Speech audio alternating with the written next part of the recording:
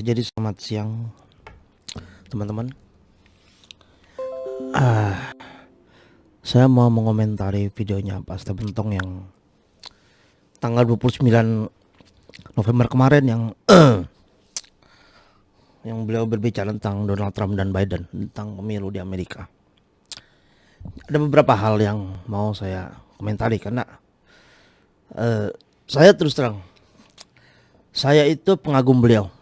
Saya itu waktu saya di Indonesia 5 tahun atau 6 tahun terakhir saya di Indonesia, saya berjemaat di gereja beliau. Hampir tiap minggu maksudnya. Nah, karena saya punya istri, family-nya aktif di sana, jadi emang jemaat beliau yang lama sekali. Nah, ada beberapa hal yang mau saya komentari. Pertama, khotbahnya itu tanggal 29 November. Jadi berapa? 29 kurang 3 berapa? 26 ya. Dekat 25 hari lah, 25 hari setelah pemilihan. Jadi tidak pengaruh sama sekali maksudnya, karena itu sudah lewat dan beliau emang nggak ada tujuan buat seperti itu. Saya bukan membela ya, tapi emang kita harus objektif gitu loh. Harus objektif.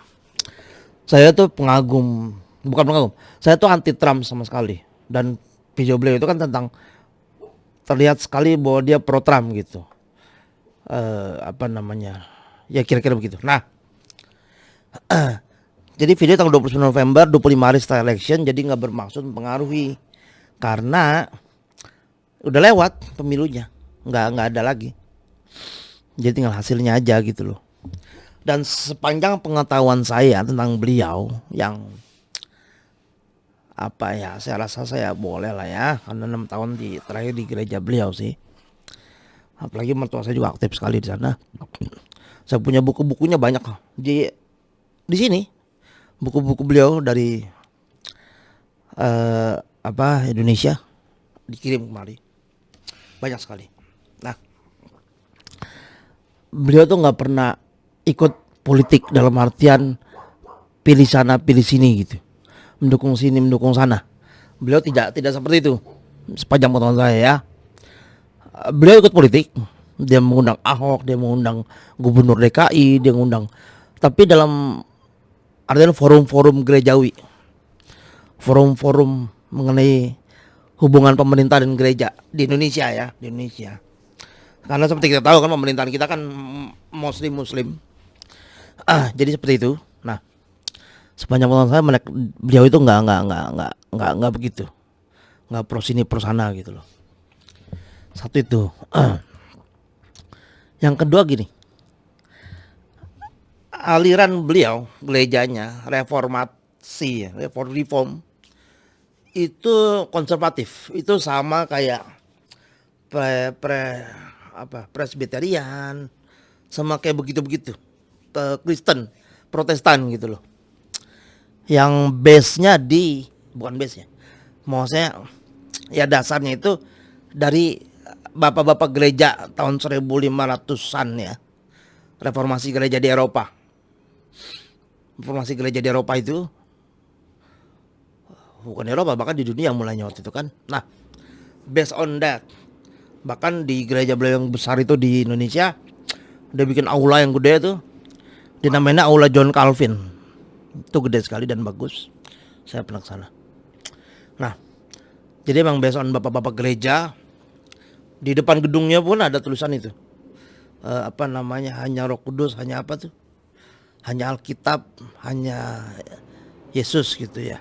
Nah, dalam bahasa Ibrani. Jadi kira begitu. Alirannya konservatif, seperti yang di Amerika. Amerika ini konservatif. Bahkan sejarah Amerika pun Amerika lari dari Eropa itu kan karena dibunuh sama Katolik, pemerintahan Katolik waktu itu kan. Pemerintahan Katolik waktu itu Katolik masih jadi satu negara dan sangat mengaruhi negara di Eropa gitu loh, Katolik itu. Jadi begitu.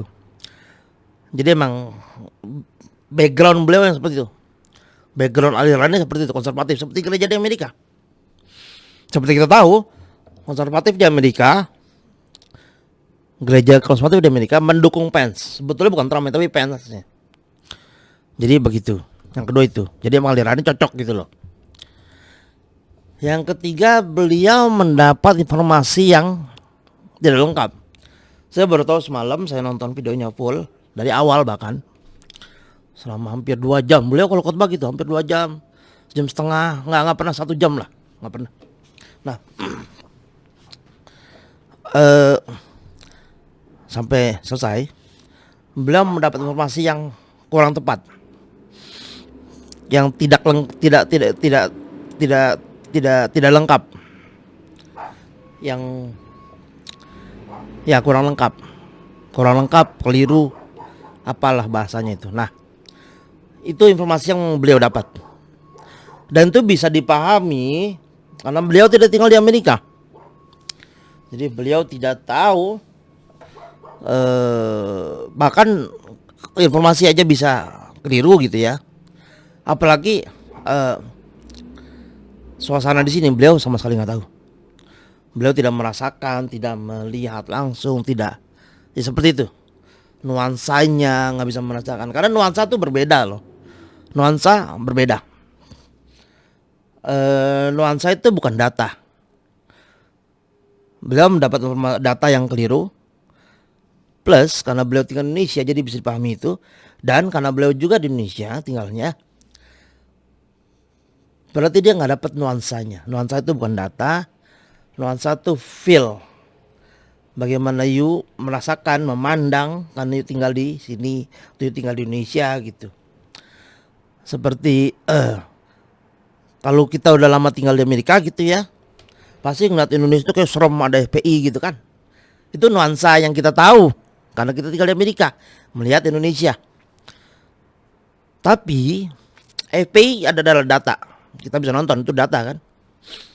Itu data, dia demo segala itu data. Tapi itu nuansa. Wah kayak serem ya ada FPI, itu nuansa.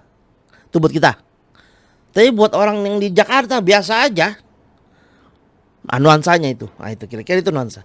Nah karena beliau tinggal di Indonesia, beliau tidak mendapat nuansa atau suasana, tidak merasakan feel yang kita tahu. Nah, itu. Jadi itu sangat bisa dipahami.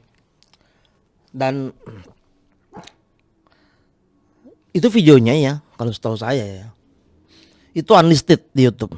Maksudnya unlisted begini. Jadi kalau nggak pakai link nggak bisa cari, dia nggak bisa. Coba YouTube aja, kasih keyword apa gitu nggak bisa. Jadi harus betul-betul link. Jadi emang tujuannya itu emang betul internal gitu. Dan lagi tidak mengaruhi sih, jadi nggak internal atau nggak internal sih doesn't matter. Jadi itu pendapat saya dan saya sangat menghormati beliau, dan yang paling penting beliau tuh sudah tua sekali, mungkin umurnya sampai 90 something ya. Sudah sangat-sangat tua, bahkan kalau nonton video yang itu yang saya kira ini, yang kita bicarakan ini, di awal-awal itu nonton di awal coba. Beliau bilang aduh kalau bisa dipanggil Tuhan lebih baik kayaknya. Jadi karena memang sudah sangat tua sekali, mungkin ya sudah banyak lah. Tapi dengan umur setua itu masih bisa khotbah seperti itu, saya sangat mengagumi sekali.